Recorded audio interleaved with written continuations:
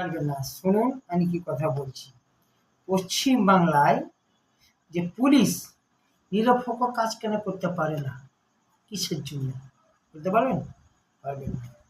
Police সরকারি প্রধান, police মস্তান, police সব কিছু করতে পারে, আইন ওর হাতে। কিন্তু ওরা কিচ্ছু করতে পারে না, কিচ্ছু করতে পারে না। কেন করতে পারে না? এই নেতাদের জন্য। ভিডিওটা দেখুন, কাটবেন না দাদা, কাটবেন না। ভিডিওটা দেখুন, তাহলে বুঝতে পারবেন নেতা কেমন আর প্যান্ট খুলছে। পুলিশের কিভাবে প্যান্ট খুলছে দেখুন।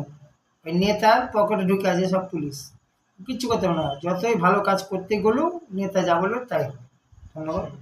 দেখুন 8:15 7টা পর্যন্ত টাইম দেন, 9টা পর্যন্ত আমি ঢুকে যাবো। একজন আমরা বাড়ি ঘর রাখবো না, চুরমার করে দেবো।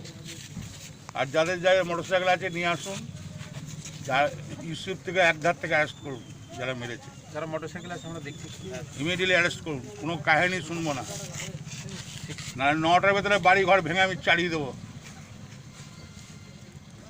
কেন এখানে উন্নয়ন হচ্ছে।